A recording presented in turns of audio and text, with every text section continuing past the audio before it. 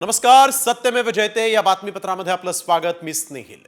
पुण्यात जीबी सिंड्रोमनं धुमाकूळ घातलेला आहे. रुग्णांची संख्या झपाट्यानं वाढत चालली आहे आणि त्यातच आता या जीवघेण्या जीबी सिंड्रोमनं पुण्यात पहिला बळी घेतला आहे.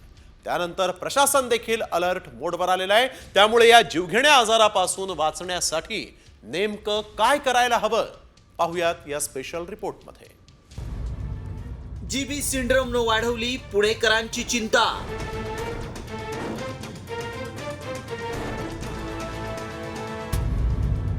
जीबी सिंड्रोमनं घेतला पहिला बळी.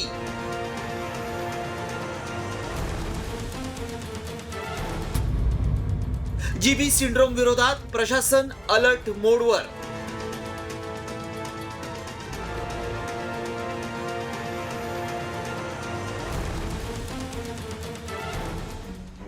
गुइलेन बॅरे सिंड्रोमनं पुणेकरांची चिंता वाढवली असतानाच जीबी सिंड्रोमनं पुण्यात पहिला बळी घेतलाय. जीबी सिंड्रोमची लागण झालेल्या सोलापूरच्या तरुणावर पुण्यात 5 दिवस उपचार सुरू होते. मात्र उपचारादरम्यान तरुणाचा मृत्यू झाला. पुण्यात कामाला असलेल्या सोलापूरच्या तरुणाचा मृत्यू झालाय.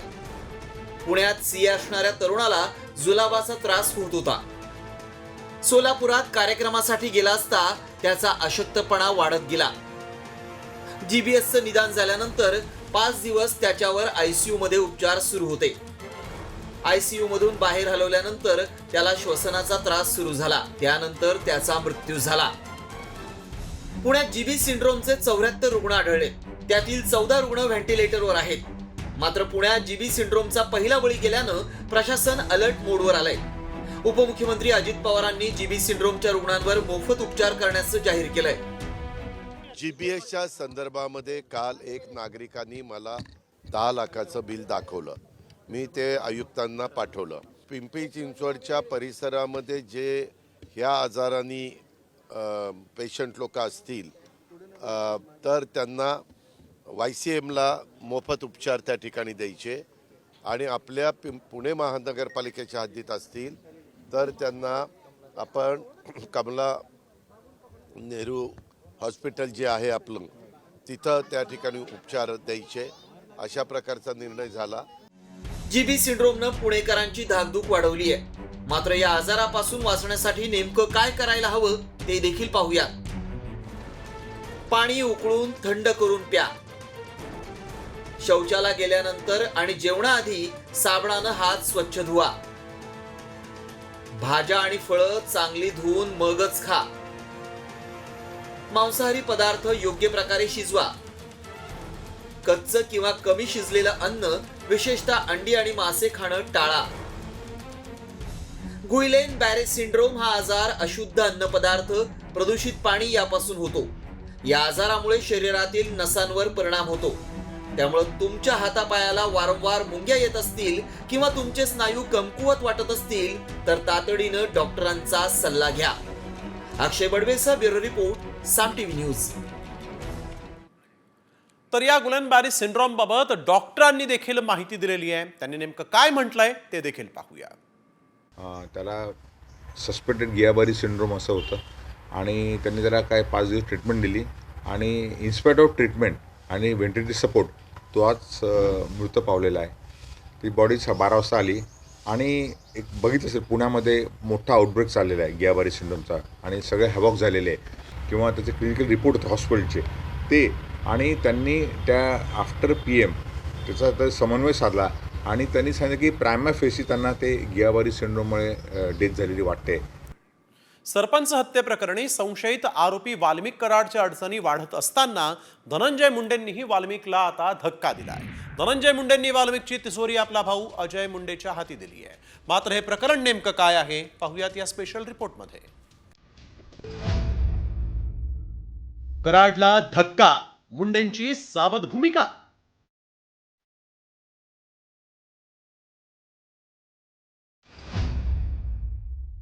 वाल्मिकच्या खुर्चीवर मुंडेंनी भावाला बसवलं.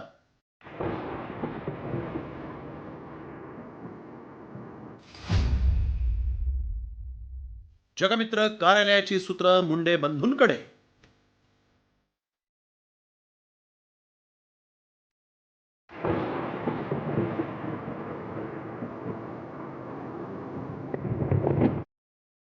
वाल्मिक कराड हा सरपंच हत्येशी संबंधित खंडणीच्या आरोपात जेलमध्ये आहे.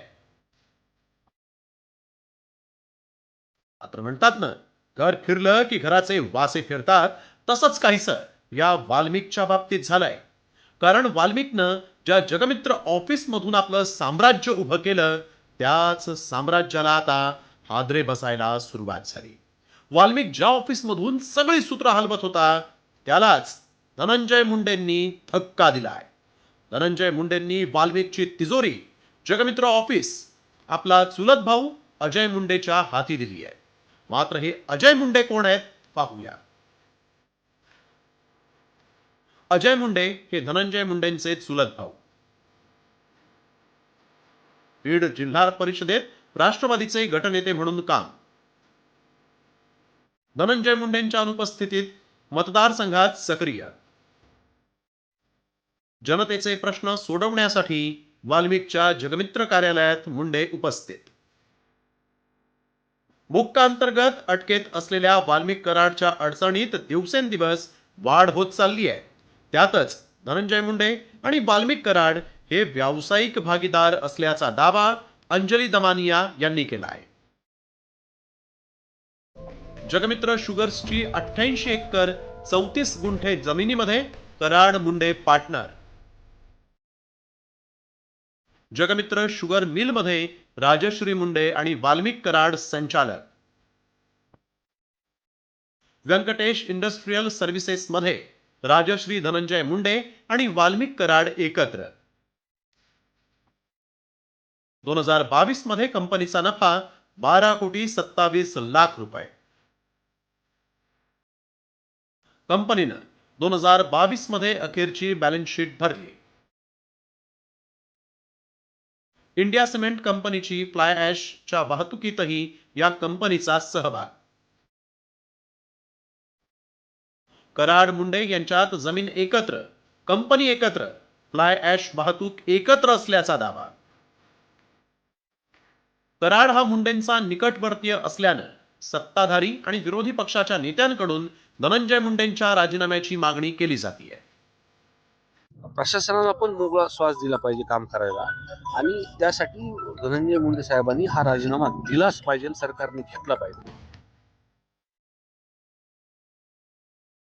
दिवसेंदिवस वाल्मिक कराडचा पाय फुलात जातोय आणि त्यामुळे वाल्मिकला दूर करून धनंजय मुंडेंनी अजय मुंडेंकडे जगमित्र कार्यालयाची सूत्र सोपवल्याची चर्चा रंगली आहे.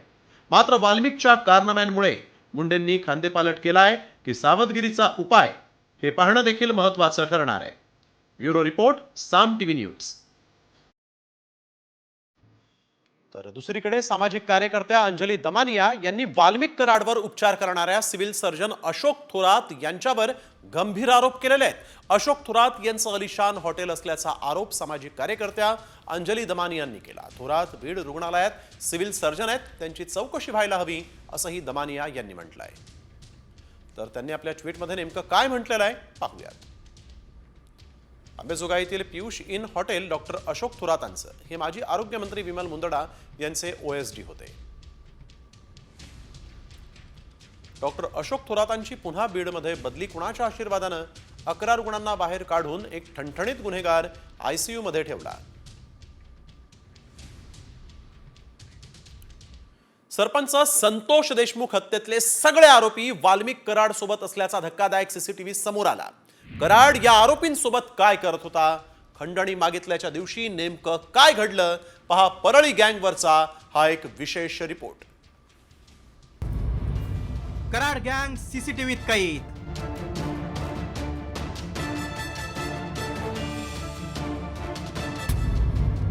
खंडणीच्या दिवशी सगळे आरोपी एकत्र.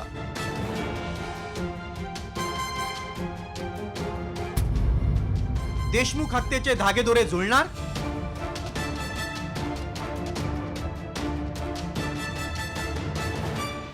सरपंच संतोष देशमुख हत्या प्रकरणाचं वाल्मिक कराडचं कनेक्शन आता उघड होण्याची शक्यता आहे. कारण कराडचा त्याच्या परळीतल्या गँग सोबतचा CCTV व्हिडिओ समोर आलाय आणि हा व्हिडिओ कराड गँग विरोधातला सर्वात मोठा पुरावा मानला जातोय.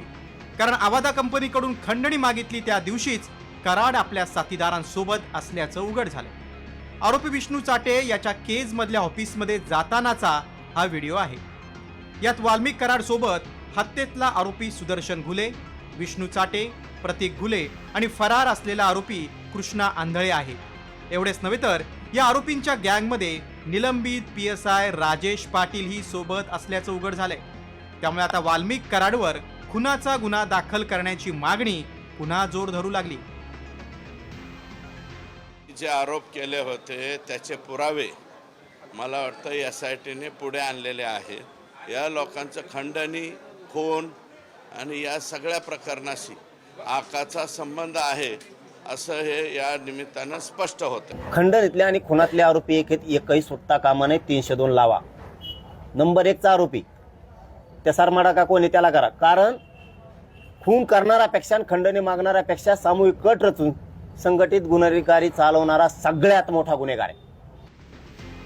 आवादा कंपनीनं पोलिसात दिलेल्या तक्रारीवरून कराड आणि त्याच्या साथीदारांविरोधात 2 कोटींच्या खंडणीचा गुन्हा दाखल करण्यात आलाय. नेमकी ही तक्रार काय होती ती पाहूया. आवादा कंपनीचे प्रकल्प अधिकारी संजय शिंदे यांनी दिलेल्या तक्रारीनुसार वाल्मिक कराड, सुदर्शन घुले आणि विष्णू चाटे यांच्यावर खंडणीचा गुन्हा दाखल करण्यात आलाय. 29 नोव्हेंबरला विष्णू चाटेच्या फोनवरून संजय शिंदेना फोन आला होता. त्यावेळी वाल्मिक कराड शिंदेशी फोनवरून बोलला. सुदर्शन घुले सांगतो तसं कर, नाहीतर हातपाय तोडीन अशी धमकी वाल्मिक कराडनं दिल्याचा संजय शिंदेचा आरोप आहे. आता याच दिवशी हत्येतील आरोपी आणि वाल्मिक कराड सोबत असल्यामुळे संतोष देशमुखांच्या हत्येच्या कटात वाल्मिक कराड सहभागी असल्याचा संशय बळावलाय. या CCTV फुटेजमुळे कराडच्या अडचणी तर वाढणारच, मात्र या दिवसानंतर तो कोणत्या बड्या धेंड्यांच्याही संपर्कात होता का याचाही तपास होणं गरजेचं आहे. ब्युरो रिपोर्ट, साम TV. तर या वाल्मिक कराडला काहीही झालेलं नाही. सत्तेचा वापर करून त्याच्याकडे अधिकारी पाठवले जात आहेत. रुग्णालयातून षडयंत्र रचलं जात आहे असा गंभीर आरोप जरांगेंनी केलेला आहे. आणि यावेळेस त्यांनी पोलिसांचेही CDR काढा अशी मागणी केलेली आहे. त्याला काही झालेलंच नाही. सरकारमधला मंत्री सत्तेचा गैरवापर करून आतून लोक पाठवतोय. त्या पद्धतीनं षडयंत्र सुरू आहे अशी शंका आहे. दवाखान्यात नेलं जातंय, तिथून षडयंत्र रचलं जातंय. जोपर्यंत आरोपी तिथं होते तोपर्यंत आणि त्याच्या अगोदरचे 8 दिवस आणि आरोपी जितके दिवस होते तितके आजपर्यंतचे त्याचे CDR काढा. गेवराई पोलीस स्टेशनचा PI का EPI त्यालाही घ्या. मी 15 दिवसापूर्वी सांगितलं होतं तिथं रगा गेल्यात, म्हणून रगा गेल्यात आरोपी. वाल्मिक कराडनं पुण्यामध्ये सरेंडर केलं. मात्र सरेंडर होण्याआधी कराड कुठे होता? त्यानं बीडमधून पुण्यापर्यंतचा प्रवास कसा केला? कराड पोलिसांना न सापडण्याचं कारण काय? पाहूयात या स्पेशल रिपोर्टमध्ये. सरेंडर आधी कराड कुठे होता?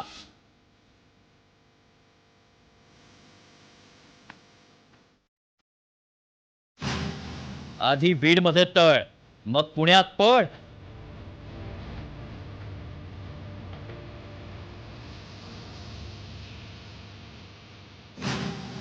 CCTV फुटेज मधून धक्कादायक माहिती उघड.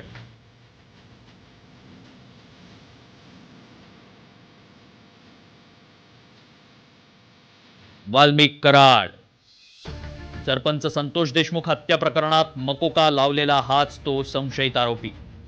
तब्बल 22 दिवस CID आणि पोलीस यंत्रणेला झुंजवत ठेवणारा आरोपी. मात्र हाच वाल्मिक कराड 31 डिसेंबरला सकाळी 10:55 फिल्मी स्टाईलनं थेट पुण्यात CID ऑफिसमध्ये शरण येतो. मात्र शरण येण्याआधी वाल्मिक बीडमध्ये तळ ठोकून होता हे आता स्पष्ट झालंय. कारण 30 डिसेंबरच्या मध्यरात्री कराड बीडमधून पुण्याला जात असतानाचे CCTV फुटेज समोर आलेत. काळ्या काचा असलेल्या 3 आलिशान गाड्यांचा ताफा घेऊन कराड बीडमधून थेट पुण्यात पोहोचतो आणि त्याची खबरही कराडला पकडण्यासाठी जंग पछाडणाऱ्या बीड पोलिसांना लागत नाही. मात्र कराड बीडवरून पुण्याला कसा पोहोचला पाहूया. 30 डिसेंबर रात्री 1:07 ठिकाण मांजरसुंबा पेट्रोल पंप. शरण येण्याच्या आधीच्या रात्री 1:07 कराडनं गाडीत पेट्रोल भरलं. यावेळी त्याच्या गाडीसोबत एक काळी आणि एक पांढरी स्कॉर्पिओ होती. रात्री 1:15 पेट्रोल भरल्यानंतर कराड आणि त्याचे साथीदार एका हॉटेलमध्ये जेवण करतात. रात्री 1:36 जेवणानंतर कराडचा ताफा बीड धाराशिव मार्गावरच्या पारगाव टोलवरून जातो. हाच मार्ग पुढे सोलापूर धुळे राष्ट्रीय महामार्गाला जाऊन मिळतो. 31 डिसेंबर, ठिकाण पुणे, सकाळी 10:55 वाल्मिक कराड सीआयडीला शरण जाण्यापूर्वी एक व्हिडिओ सोशल मीडियावर पोस्ट करतो. ठिकाण पुणे सीआयडी ऑफिस. त्यानंतर पुढच्या 5 मिनिटातच कराड फिल्मी स्टाईलनं सरेंडर करतो. वाल्मिक कराड बीडमध्ये खुलेआम फिरत असतानाही पोलिसांना सुगावा न लागल्याबद्दल सामाजिक कार्यकर्त्या अंजली दमान यांनी आश्चर्य व्यक्त केलं. तर धनंजय देशमुख यांनीही पोलिसांवर संशय व्यक्त केलाय. येताना इतक्या वाजता ते एका टोलवर होते, त्याचं देखील छायाचित्र येतं. हे सगळं एका पत्रकाराला कळतं आणि यंत्रणेला कळू नये, म्हणजे याला काय बोलावं अशी स्थिती झाली आहे. म्हणून खरा तपास जर व्हायचा असेल तर तो जिल्ह्याबाहेरच होऊ शकेल. आपल्या जिल्ह्यामध्ये टोल नाके आहेत, हॉटेल आहेत, सार्वजनिक ठिकाणं आहेत, तिथले CCTVचे फुटेज तुमच्याकडे आलेत का? कारण असं दिसतं ह्या कालच्या सोशल मीडियातल्या फुटेजवरून की आरोपी सगळे जिल्ह्यातच होते. वाल्मिकनं फिल्मी स्टाईलनं सरेंडर केलं. ती गाडी शिवलिंग मोराळेच्या नावावर आहे. याच गाडीनं कराड राज्यभर हिंडला. एवढंच नाही तर सरेंडर होण्यापूर्वी कराड बीडमध्ये तळ ठोकून होता. तो बीडमधून पुण्याला गेला. त्याचे CCTV सध्या समोर आले. मात्र पोलिसांनी कराडचा माग काढताना CCTV तपासले नव्हते का? कराडला पोलिसांचा अभय होतं का? याबरोबरच बीडमध्ये सरेंडर होणं शक्य असताना कराड पुण्यात शरण का आला? असे अनेक प्रश्न अजूनही अनुत्तरित आहेत. ब्युरो रिपोर्ट, साम TV. तर वाल्मिक कराडला मुंडेंमुळे VIP ट्रीटमेंट मिळते, त्यामुळे मुंडेंचं मंत्रिपद काढून घ्या आणि कराडला कोण पाठीशी घालत होतं याचा शोध घ्या, अशी मागणी संदीपक क्षीरसागर यांनी केली आहे.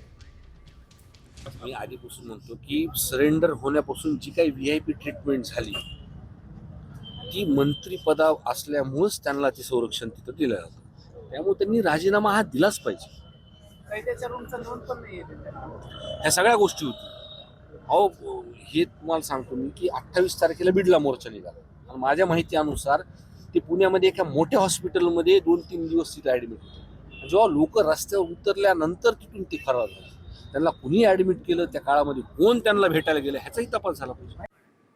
आणि आता बातमी खासदार संजय राऊत यांनी पालकमंत्री पदाबाबत केलेल्या मोठ्या दाव्याची आहे. मुख्यमंत्री हे परदेशात असताना दिल्लीतून दबाव आणून पालकमंत्री पदावर स्थगिती आणल्याचा दावा संजय राऊत यांनी केला. हा मुख्यमंत्र्यांचा अपमान आहे असंही त्यांनी म्हटलंय. दुसरीकडे पालकमंत्री पदाचा वाद नाही असं फडणवीस म्हणाले.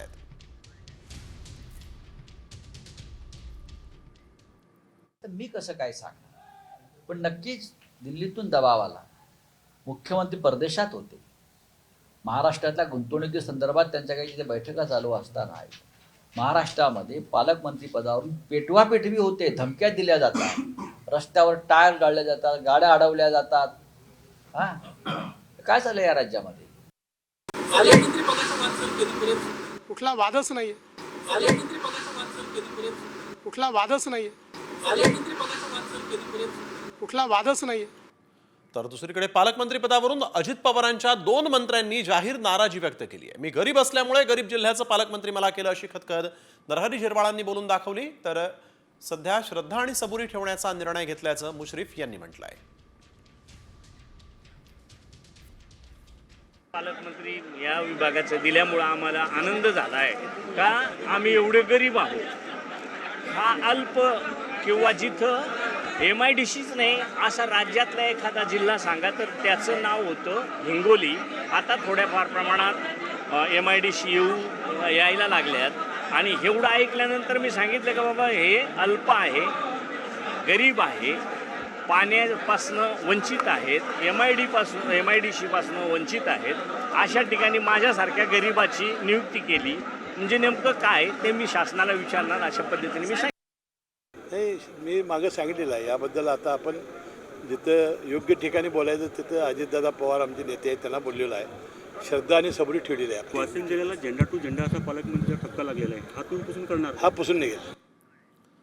तर पालकमंत्र्यांच्या या नाराजीवरून अजित पवारांनी हाता कान टोचल्यात. काय नेमकं म्हणाले अजित पवार, पाहूयात. असं काही होणार नाही.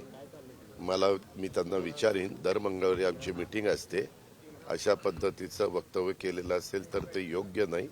मी त्यांच्याशी चर्चा करून काय गैरसमज झालेला असेल तर तो दूर करेन.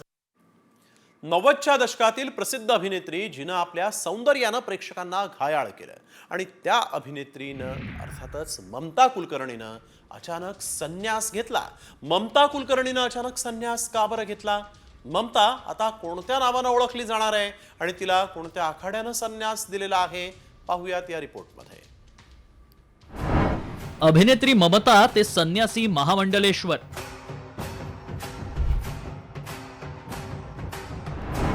महाकुंभात ममता बनली संन्यासी. ममताचा बॉलिवूड ते किन्नर आखाडा प्रवास.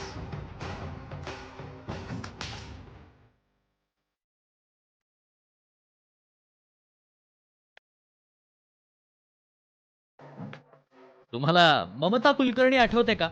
90च्या दशकात जिनं नव्या पिढीला वेड लावलं. तरुणांनाच नाही तर काही राजकारण्यांनाही तिनं घायाळ केलं होतं. मात्र ती अचानक बॉलिवूडमधून बेपत्ता झाली. तिचं नाव अंडरवर्ल्डशी जोडलं गेलं. हो, तीच कुलकर्ण्यांची ममता. अभिनेत्री ममता कुलकर्णी सध्या प्रयागराज महाकुंभाला पोहोचली आहे. याविषयी तिनं तिच्या सोशल मीडियाच्या माध्यमातून फोटो व्हिडिओ शेअर केले. त्यातून तिनं संन्यास घेतल्याचं जाहीर केलंय.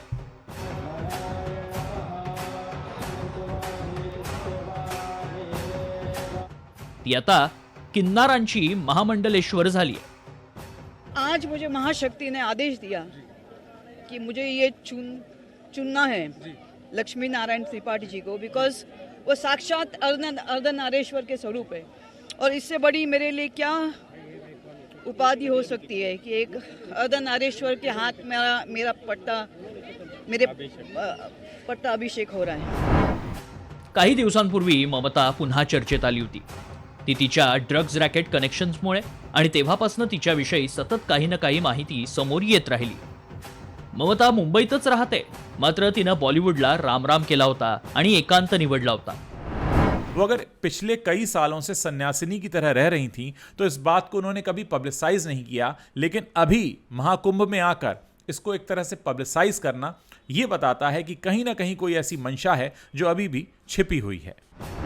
ममता कुलकर्णी आजपासून नव्या नावानं ओळखली जाईल. श्री यामाई ममता नंदगिरी या नावानं तिची नवी ओळख असेल. जुना आखाड्याचे आचार्य नारायण त्रिपाठी यांनी ममता कुलकर्णीला भिक्षा दिली आहे. संन्यास धारण केल्यानंतर ममता कुलकर्णीनं भगवं वस्त्रही धारण केलंय. महाकुंभात काही दिवसापूर्वी भगवी वस्त्र धारण केल्यानं मॉडेल साध्वी हर्षा चर्चेत आली आणि अनेकांच्या रोषालाही सामोरं जावं लागलं. ममताचं हे संन्यास रूप त्यामुळे वादात तर अडकणार नाही ना, कारण ममता कुलकर्णी म्हणजे वाद हा तिचा बॉलिवूडमधला इतिहास आहे. ब्युरो रिपोर्ट, साम टीव्ही. तर ममतानं संन्यास घेतल्यानं वाद विकोपाला गेला. किन्नर आखाड्यातील तिच्या या दीक्षेवर कुणी आक्षेप घेतलाय? ममताला संन्यास सोडावा लागणार का? पाहूयात या विशेष रिपोर्टमध्ये. ममताचा संन्यास, आखाड्यांचा संताप.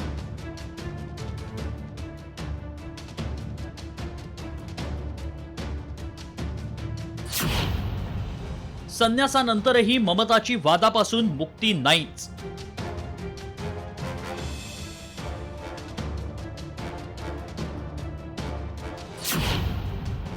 श्री यमाई ममता नंदगिरीवरून वाट टोकाला.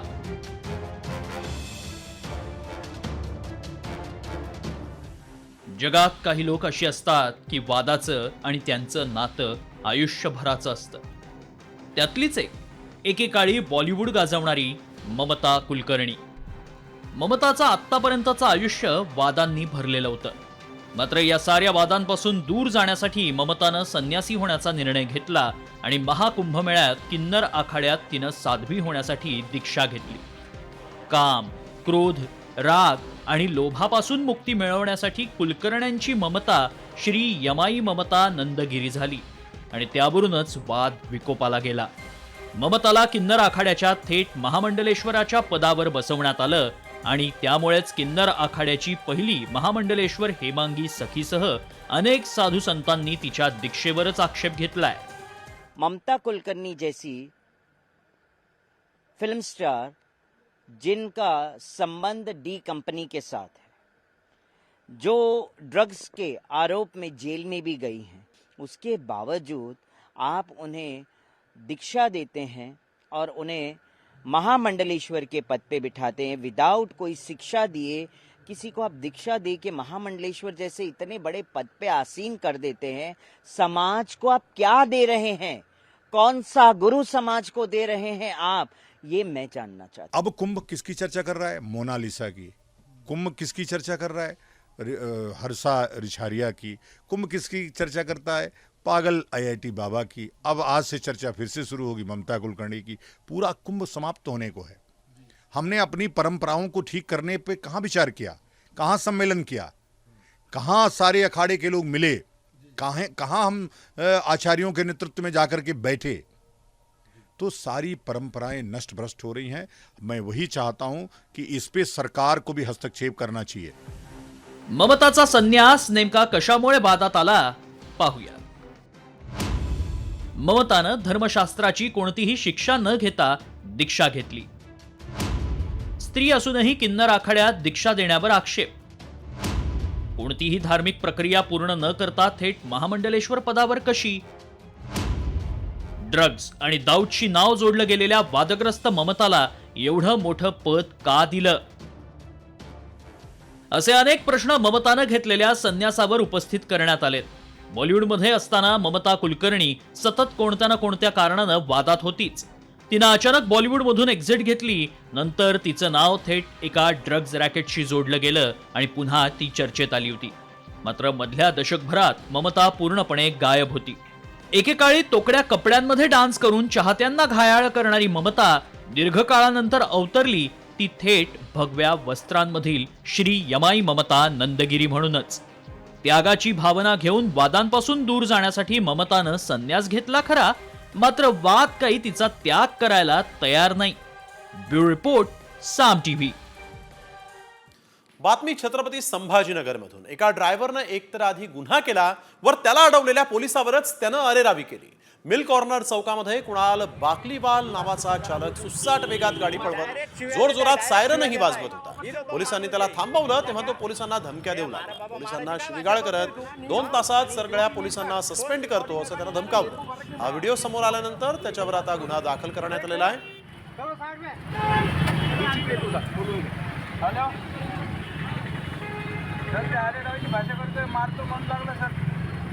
डायरेक्ट मारामारीची गोष्ट करतोय।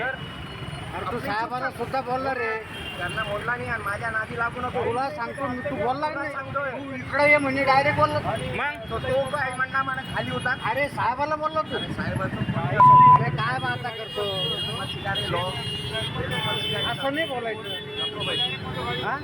झाला असेल तर त्या संदर्भामध्ये योग्य ती कारवाई होईल असं जर कोणी म्हणत असेल तर मला वाटतं हे चुकीचं आहे। आणि या संदर्भामध्ये सगळी शहानिशी करून माननीय मुख्यमंत्री महोदय, गृहमंत्री आहेत, त्यांच्यापर्यंत ही तक्रार गेलेली असेलच मला वाटतं। या संदर्भामध्ये योग्य ती कारवाई करतील। तर वळूया पुढील बातमीकडे। बातमी शिवप्रेमींच्या छावा सिनेमाला झालेल्या विरोधाची। विकी कौशल आणि रश्मिका मंदाना यांची भूमिका असलेला संभाजी महाराजांच्या जीवनावरील छावा हा चित्रपट वादाच्या भोवऱ्यात सापडलाय। या चित्रपटातील कोणत्या दृश्यांवर आक्षेप आहेत आणि कुणी चित्रपटाचं समर्थन केलंय त्यावरचा हा एक स्पेशल रिपोर्ट पाहूया। संभाजी महाराजांवरचा चित्रपट वादात। लेझिम नृत्यावरून पेटला वाद। ये संग्राम एक चित्रपटासाठी केली इतिहासाची मोडतोड। ये संग्राम एक स्वराज बनाने का प्रयत्न है। स्वराज ही दृश्य आहेत छत्रपती संभाजी महाराजांच्या जीवनावर आधारित छावा चित्रपटातील।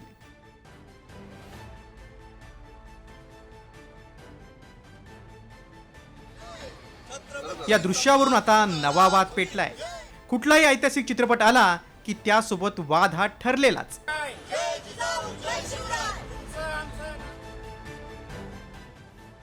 मात्र महाराष्ट्राची अस्मिता असलेल्या संभाजी महाराजांच्या जीवनावर आधारित असलेल्या छावा चित्रपटात छत्रपती संभाजी महाराज आणि महाराणी येसुबाई यांना एकत्र नाच करताना दाखवलंय। अरे भोसले परिवार का हर पुरुष पहाड़ी तूफान है तो जिसकी आणि याला तीव्र आक्षेप घेतला जातोय. छावा चित्रपटामध्ये छत्रपतींना नाचवताना दाखवणं हा छत्रपतींचा अवमान आहे हे दिग्दर्शकाला कळत नाही का? दिग्दर्शकाचं, निर्मात्याचं किंवा कलाकारांचं डोकं फिरलंय का? संभाजी राजे लेझिम खेळताना नाचतात हे कुठल्या पुस्तकातून घेतलंय? छावा चित्रपटातील संभाजी महाराजांचा नाच वगळण्याची मागणी जोर धरत असतानाच छोट्या गोष्टीवरून वादंग निर्माण करण्याची आवश्यकता नसल्याचं खासदार अमोल कोल्हेंनी म्हटलंय. तर युवराज संभाजीराजे छत्रपतींनी चित्रपट पाहून निर्णय घेणार असल्याची सावध प्रतिक्रिया दिली. की छावाच्या संपूर्ण टीमनं सुद्धा छत्रपती संभाजी महाराजांचा दैदिप्यमान इतिहास, त्या इतिहासाला कुठेही गालबोट न लावता त्या इतिहासाची कोणतीही प्रतारणा न करता समोर आणला असेल अशी अपेक्षा. आणि जर ही अपेक्षा पूर्ण झाली असेल तर मला वाटतं इतर कोणत्याही छोट्या गोष्टींवरून याविषयी वादंग निर्माण करण्याची आवश्यकता व्यक्तिगत मला तरी वाटत नाही. की छत्रपती संभाजी महाराज लेझिम खेळताना किंवा लेझिम खेळत असताना डान्सच्या स्वरूपात खेळताना, तर लेझिम ही आपली सांस्कृतिक ठेव आहे आणि लेझिम खेळणं काही चुकीचं नाही आहे, पण ते गाण्याच्या स्वरूपात आपला आनंद उत्सव साजरा करत असताना हे सिनेमॅटिक लिबर्टी कितपत योग्य आहे कितपत योग्य नाही ह्याच्यावर जरा चर्चा होणं गरजेचं आहे. अनेक चित्रपट प्रदर्शित होण्यापूर्वी त्यातील ऐतिहासिक दृश्यावरून वाद पेटत असतात. मात्र सिनेमॅटिक लिबर्टीच्या नावाखाली इतिहासाची मोडतोड आणि लोकांच्या भावनेशी खेळणं योग्य आहे का, असा सवाल छावा चित्रपटातील वादग्रस्त दृश्यांच्या निमित्तानं उपस्थित होतोय. ब्युरो रिपोर्ट, साम टीव्ही न्यूज. ये संग्राम एक स्वराज बनाने का प्रयत्न है. स्वराज हर एक इंसान को. आणि आता बातमी येते राजकीय वर्तुळातून. राजकीय खुर्ची फेविकॉल घेऊन उभी राहत नसते, तिची अदलाबदल होत असते, असं म्हणत परिवहन मंत्री प्रताप सरनाईकांनी तानाजी सावंतांना खोचक टोला हाणलाय. मंत्रिपद न मिळाल्यामुळे नाराज तानाजी सावंतांनी जिल्हा नियोजन समितीच्या बैठकीला दांडी मारली आणि त्यावरून प्रताप सरनाईक यांनी सावंतांना टोला हाणलाय. वैयक्तिक कामामुळे नाही, नाराजी तर त्यांनी माझ्या समोर कधी व्यक्त केलेली नाही एकनाथ शिंदे साहेबांकडे. आणि शेवटी बघा, राजकीय खुर्ची असते ती फेविकॉल घेऊन तर पुरेच्या खाली उभी राहत नाही, ती बदलत असते, अदलाबदल होत असते. मी सुद्धा गेल्या 20 वर्षापासून लोकप्रतिनिधी आहे. आमदार म्हणून 2009ला पहिल्यांदा मी निवडून गेलो. माझीही बऱ्याच वर्षापासूनची अपेक्षा होती की मी मंत्री व्हावं, परंतु होऊ शकलो नाही. म्हणून मी काही नाराजी व्यक्त केलेली नाही, परंतु नेहमीच त्यांच्या शुभेच्छा माझ्या पाठीमागे असतात. तानाजी सावंत अतिशय कार्यक्षम नेते आहेत. लाडकी बहीण योजनेत दररोज नवनवे खुलासे समोर येत आहेत. त्यातच आता तब्बल 30 लाख बोगस लाडक्या बहिणींनी सरकारचे 3000 कोटी रुपये लुटल्याचं वृत्त समोर आलं. हे प्रकरण नेमकं काय आणि त्यावरून कसा वाद पेटलाय पाहूया या रिपोर्टमध्ये. राज्यात 30 लाख बोगस लाडक्या.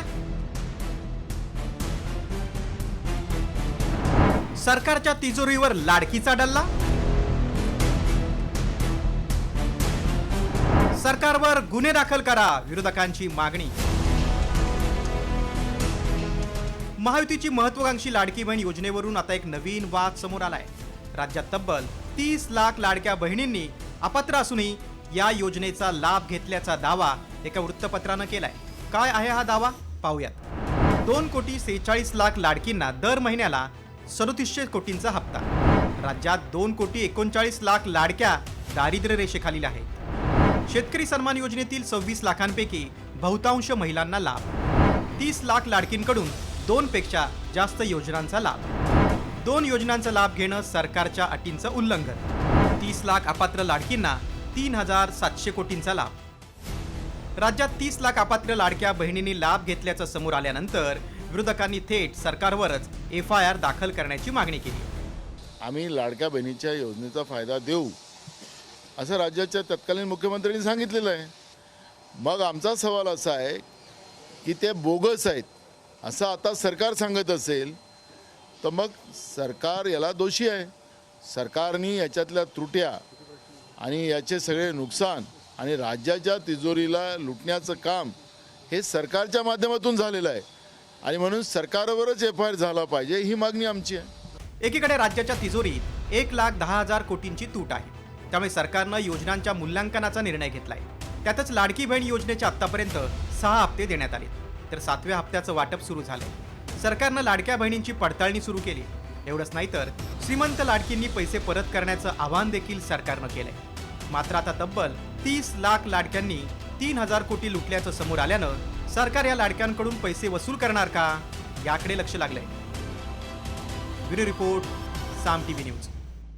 तर लाडक्या बहिणींकडून पैसे परत घेण्याची सरकारची तयारी सुरू असल्याचा आरोप जरांग यांनीही केलाय.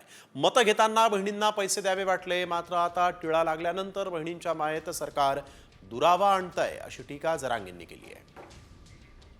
लाडक्या बहिणीला तर कळालं, बहिणी सुद्धा भेद केला जातो, मोठी आणि लहान. तुला टिळा लागूस तर सगळ्या बहिणी लागत होत्या. निवडून येताना मतं घेताना मोठ्या बहिणी सुद्धा द्यावा वाटले पैसे, आणि आता बहिणीत भेद. आता बहिणी कोण वापस घ्यायची तयारी सुरू झाली. तर आरक्षण दिलं जात नाही, फक्त आरक्षण सुविधा आहे ते गोरगरिबांच्या लेकराची, तेच मला उघडं पाडायचं. आता जसं हे लाडक्या बहिणीत उघडे पडले, मला याच्यात उघडं पाडायचंय. मुख्यमंत्री माझी लाडकी बहीण योजनेचा लाभ चक्क बांगलादेशी महिलेनं घेतलाय, त्यामुळे मोठी खळबळ माजली. या महिलेनं कसा लाडक्या बहीण योजनेचा लाभ घेतला, तिनं नेमकं किती पैसे सरकारचे लाटलेले आहेत, पाहूयात या विशेष रिपोर्टमध्ये. मुख्यमंत्र्यांची लाडकी बहीण बांगलादेशी.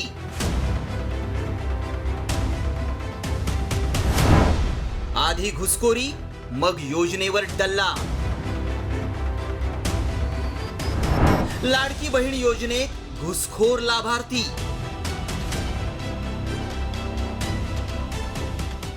मुख्यमंत्री लाडकी बहीण योजना विविध कारणांमुळे चर्चेत असते. या योजनेवर श्रीमंत लाडक्या बहिणीनं नाही, तर बांगलादेशी घुसखोर महिलेनं डल्ला मारल्याचं समोर आलंय. घुसखोर बांगलादेशींविरोधात मुंबई पोलिसांनी धडक कारवाई करत कामाठीपुऱ्यातून 5 बांगलादेशींसह एका दलालाला बेड्या ठोकल्यात, आणि यातूनच बांगलादेशी महिलेचं पितळ उघडं पडलंय. हे प्रकरण कसं उघड झालं पाहूयात. बांगलादेशी घुसखोर शोधण्यासाठी पोलिसांकडून सर्च ऑपरेशन करण्यात आलं. आतापर्यंत मुंबईत 50 बांगलादेशी घुसखोरांवर अटकेची कारवाई करण्यात आली आहे. कामाठीपुऱ्यात धाड टाकून 5 बांगलादेशींसह एका दलालाला बेड्या ठोकण्यात आल्या. दलालाकडून बनावट कागदपत्र घेऊन घुसखोरी केल्याचं स्पष्ट झालंय. बनावट कागदपत्रांच्या आधारेच लाडकी बहीण योजनेवर डल्ला मारण्यात आला होता. बांगलादेशी महिलेनं लाडकीचा लाभ घेतल्यावरून सुप्रिया सुळेंनी सरकारवर हल्लाबोल केलाय. तर योजना सुरू केली त्यावेळी लाडक्या बहिणींचं आधार लिंक करण्यासाठी कमी वेळ मिळाल्याची कबुलीच अजित पवारांनी दिली आहे. सरकारने फॉर्म कसे भरून घेतले ह्याची पण इन्क्वायरी झाली पाहिजे ना, कारण का सगळं आता ऑनलाईन आहे ना, इट इज सो इझी. मग तेव्हा कसे काय फॉर्म भरले गेले, आता तेव्हा कसे भरले गेले आणि आता कसे रिजेक्ट झाले, कुठली यंत्रणा होती, तीच ते यंत्रणा नाही, ऑपरेटर तेच आहेत ना भरणारे, आणि तेच सरकार आहे ना. तेव्हा पण तेच सरकार होतं, आता पण तेच सरकार आहे. मग असं काय घडलं 3 महिन्या 4 महिन्यामध्ये की सडनली पारदर्शकता आली, आणि मग तेव्हा का नाही मग पारदर्शकता होती.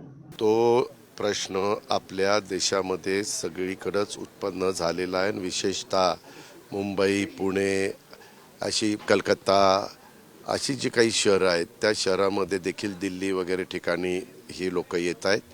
त्यांना शोधण्याचं काम आणि त्यांना परत पाठवण्याचं काम आपण सुरू केलेलं आहे. दुसरीकडे बांगलादेशी महिलेकडे सगळी कागदपत्र असल्यानं ती बांगलादेशी कशी, असा सवाल महिलेच्या वकिलानं उपस्थित केलाय. तिच्याकडे सगळे डॉक्युमेंट्स आहे, आधार कार्ड, पॅन कार्ड, जे एक भारतचे नागरिक होण्यासाठी लागणार ते सगळं पुरावा मी दिलाय. आम्हाला इन्स्टॉलमेंट भेटलाय, कारण आमच्याकडे ओरिजिनल आधार कार्ड, पॅन कार्ड होतं, या आधारवर आम्हाला त्याचा पण बेनिफिट भेटलाय. बाकीचे ज्यांचे रिलेटिव्ह आहे ह्यांनी हे सादर केलं आहे कोर्टात की बाबा की आम्हाला हे सगळं जेव्हा बेनिफिट भेटतं आमच्या रिलेटिव्ह आणि आम्हा लोकांना, तर आम्हाला का आम्ही नागरिक का नाही या देशाचा. पोलिसांच्या सर्च ऑपरेशनमध्ये बांगलादेशी घुसखोरांसोबतच त्यांनी सरकारच्या योजनांवर डल्ला मारल्याचंही दिसून येतंय. त्यामुळे फक्त कामाठीपुऱ्यातूनच अटक केलेल्या बांगलादेशी महिलेनंच लाडकी बहीण योजनेचा लाभ लाटलाय की हे फक्त हिमनगाचं टोक आहे, याचा शोध घेऊन कठोर कारवाई करण्याची गरज आहे. इतकंच नाही तर घुसखोरांना बनावट कागदपत्र मिळवून देणारी टोळीही जेरबंद करायला हवी. सचिन गाडचा ब्युरो रिपोर्ट, साम टीव्ही न्यूज. तर एकीकडे लाडक्या बहिणींना पैसे मिळत असताना दुसरीकडे मात्र देशातल्या बेरोजगारीचा एक भयान वास्तव दाखवणारा व्हिडिओ प्रचंड व्हायरल होतोय. पुण्यातल्या मगरपट्टा भागातला हा व्हिडिओ असल्याचा दावा केला जातोय. एका नामांकित IT कंपनीनं वॉक इन इंटरव्ह्यू ठेवला होता. मात्र यावेळेस नोकरीच्या मुलाखतीसाठी म्हणून राज्याच्या कानाकोपऱ्यातून नव्हेच तर देशभरातून बेरोजगारांनी इथं गर्दी केली होती.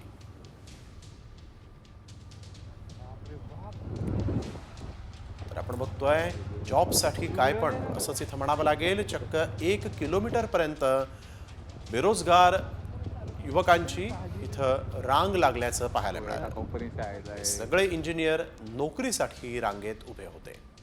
आणि हे एक भयान तसंच भयान असं वास्तव आज पुण्यात पाहायला मिळालेलं आहे. बेरोजगारीचं हे भयान चित्र यावेळेस कॅमेऱ्यात कैद झालं आहे. तर नोकरीसाठी हे सगळे इंजिनियर आज पुण्यात रांगेत उभे होते. गेल्या अनेक वर्षातली बेरोजगारी नेमकी किती मोठ्या संख्येनं देशामध्ये आहे त्याचंच हे दृश्य आज पुण्यात पाहायला मिळालेलं आहे. हादरवून सोडणारं असं हे दृश्य पुण्यातलं आहे. नोकरीसाठी सगळे इंजिनियर आज रांगेत इथं उभे होते. पुण्यातल्या एका IT कंपनीमध्ये वॉक इन इंटरव्ह्यू होता आणि त्याचसाठी म्हणून मोठ्या प्रमाणात हे सगळे युवक जे आहेत ते इथं आले होते. देशातली बेरोजगाराची संख्या नेमकी किती आहे त्याचं. आणि आता बातमी एका रेस्क्यू ऑपरेशनची आहे. संगमनेर तालुक्यामध्ये एका बिबट्याला जेरबंद करतानाचा थरार पाहायला मिळाला. खराडी गावातल्या वस्तीवर बिबट्यानं हल्ला करून 4 गायींना जखमी केलं होतं. तेव्हा वन विभागानं तातडीनं रेस्क्यू ऑपरेशन राबवत ग्रामस्थांच्या मदतीनं इथं बिबट्याला जेरबंद केलं. बिबट्याच्या 4ही बाजूंनी जाळी टाकून त्याला जेरबंद करतानाचा हा व्हिडिओ व्हायरल झालेला आहे. अर्थातच वन विभागाचे कर्मचारी इथं सगळी दक्षता घेत होते आणि त्यांच्या मार्गदर्शनाखालीच या बिबट्याला जेरबंद करण्यात आलेला आहे.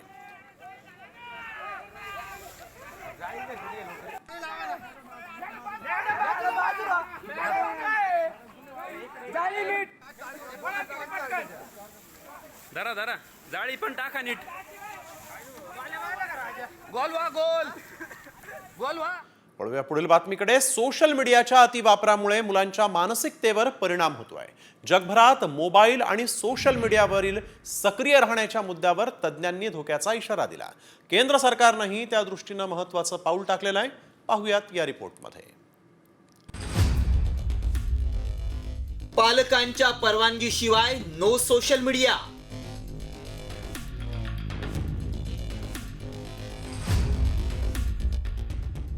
केंद्र सरकारचा मसुदा तयार.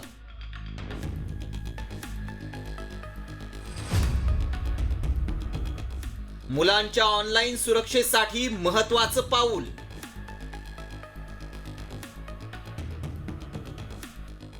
सोशल मीडियाचे धोके वारंवार अधोरेखित होत आहेत. विशेषतः मुलांच्या सर्वांगीण विकासावर त्याचा दूरगामी परिणाम होत असल्याचं तज्ज्ञांचं म्हणणं आहे. आता केंद्र सरकारनं याचीच दखल घेत केंद्रीय इलेक्ट्रॉनिक आणि माहिती प्रसारण मंत्रालयानं डिजिटल व्यक्तिगत डेटा संरक्षण अधिनियम म्हणजेच DPDP 2025चा मसुदा तयार केलाय. यातील सर्वात महत्त्वाचा पैलू म्हणजे 18 वर्षांपेक्षा कमी वयाची मुलं पालकांच्या मंजुरीनं सोशल मीडियावर पाऊल ठेवू शकतील. मुलांचं अकाउंट सुरू करण्यासाठी आई वडिलांनी खरंच परवानगी दिली का हे सोशल मीडिया कंपनीला सुनिश्चित करावं लागेल. सहमती देणाऱ्याची ओळख आणि वयाची पुष्टी अनिवार्य करण्यात आली आहे. माहिती तंत्रज्ञान मंत्रालयानं मसुद्यावर 18 फेब्रुवारीपर्यंत आक्षेप किंवा सूचना मागवल्या. या सूचनांच्या आधारावर या कायद्यामध्ये बदल केले जातील. अन्यथा हाच प्रस्ताव कायम ठेवण्यात येईल. कायद्यात वैयक्तिक डेटाचं उल्लंघन झाल्यास संबंधित कंपनीवर दंडाची तरतूद आहे. संसदेनं ऑगस्ट 2023 मध्ये डिजिटल डेटा संरक्षण कायदा पारित केला होता. नियमांच्या प्रारूपावर मंत्रालयात सल्लामसलत प्रक्रिया 31 डिसेंबर रोजी पूर्ण झाली आहे. गृह मंत्रालयानं देखील या नियमांवर सहमती दर्शवली आहे. यावर सायबर सुरक्षा तज्ञांचं काय म्हणणं आहे ते देखील पाहूयात. Digital personal data protection act ह्या खाली DPDP रूल्स बनवले गेलेत आणि ह्यामध्ये असं नमूद केलं गेलंय की 18 वर्षाखालील खाली मुलांना त्यांच्या पालकांचं परमिशन लागणार सोशल मीडिया अकाउंट बनवायला. कन्सेंट मेकॅनिझम त्याच्यामध्ये आणलेलं आहे. तर पालकांचं कन्सेंट घ्यावं लागणार. हा निर्णय मुलांना ऑनलाईन होणाऱ्या धोक्यांपासून वाचवण्यासाठी घेण्यात आलाय. अनेक कुटुंबात मुलं मोबाईल आणि सोशल मीडियाच्या आहारी गेली आहेत. सतत फेसबुक, इंस्टाग्रामवर ऍक्टिव्ह राहणं, सतत रील्स पाहणं याचे दुष्परिणाम समोर येत आहेत. या पार्श्वभूमीवर महाराष्ट्रात बोहरा समाजात 15 वर्षांखालील मुलांना मोबाईल बंदी करण्यात आली आहे. Australia, Spain, Sweden, Ireland, France, Canada, चीन या देशांमध्ये शाळकरी मुलांना मोबाईल वापरण्यास आणि सोशल मीडियावर सक्रिय राहण्याबाबत कडक नियम आहेत. भारतातही त्या दृष्टीनं टाकलेलं पाऊल स्वागतार्ह आहे. पालक वर्गाकडून त्याचं स्वागतच होईल यात शंका नाही. ब्युरो रिपोर्ट, साम टीव्ही न्यूज. आणि आता बातमी येते पुण्यातून. पुण्याच्या राजगुरुनगरमध्ये कापड दुकानदारानं 1 रुपयात ड्रेसची स्कीम लावल्यानं महिलांची तुफान गर्दी झाली. मात्र महिलांची गर्दी पाहता 1 रुपयात ड्रेस न देताच दुकानदारानं दुकान बंद केलं आणि यामुळे महिला आक्रमक झाल्या आणि शहरातील मार्ग जो आहे तो रोखून धरला होता. 26 जानेवारी निमित्त मार्केटिंगसाठी महिलांना 1 रुपयांमध्ये 1 ड्रेसची स्कीम लावण्यात आली होती. मात्र महिलांना ड्रेस न देता कापड व्यावसायिकानं दुकान बंद केलं आणि यामुळे महिलांनी आक्रमक होऊन राजगुरुनगर शहरातील मार्ग रोखला होता. यावेळेस गोंधळ झाल्यामुळे घटनास्थळी खेड पोलीस स्टेशनचे कर्मचारी दाखल झाले. त्यानंतर महिलांना शांत करण्यात यश आलं.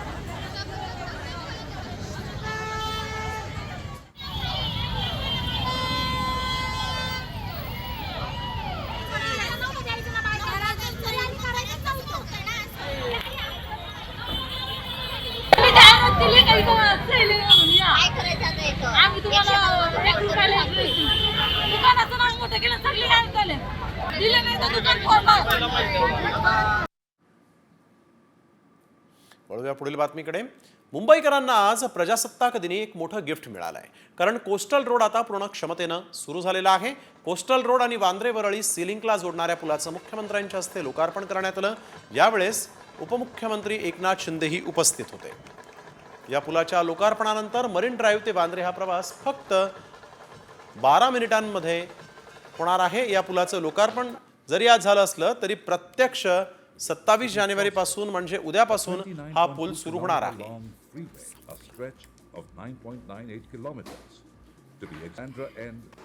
या रस्त्याने मुंबईकरांना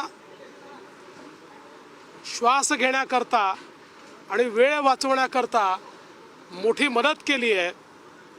या रस्त्याने मुंबईला एक आंतरराष्ट्रीय स्वरूप देखील दिलेलं आहे.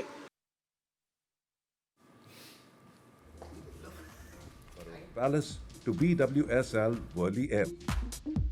Infrastructure shall be a visual delight for Worli. Big bold step. Gift मिळालेलं आहे. मरीन ड्राईव्ह ते वांद्रे 12 मिनिटात आता सुसाट प्रवास करता येणार आहे. टोरेस घोटाळ्याप्रकरणी एक मोठी अपडेट समोर आली आहे. टोरेसच्या सीईओ तौसिफ रियाज उर्फ जॉन कार्टरला 13 फेब्रुवारीपर्यंत पोलीस कोठडी सुनावण्यात आलेली आहे. घोटाळ्यामध्ये मुंबई पोलिसांनी आतापर्यंतची मोठी कारवाई केली आहे. तौसिफ रियाजला लोणावळ्यामधून अटक करण्यात आली होती. आपणच टोरेसचा घोटाळा उघड केला असा दावा तौसिफ रियाजनं केलेला होता.